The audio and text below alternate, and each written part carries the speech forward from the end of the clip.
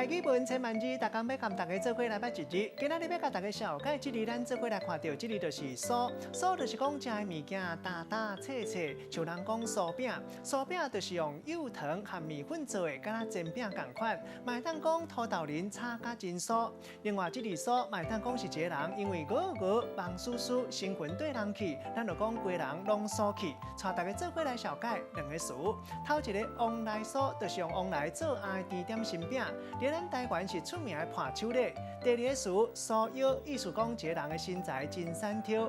另外，还有一个意思是讲一个人压腰，或者是翘骨，或者是讲伤过忝头，腰拍袂直，真无力。咱用一句话来举例，甲这两个词夹做伙。譬如讲，今仔日的活动实在是无轻松，大家会添加酥腰。散场的时，主办单位特别传100份的旺来酥伫咧门口口送给人客，感谢大家遮尔辛苦。今仔日小解这一日所提供给大家参考。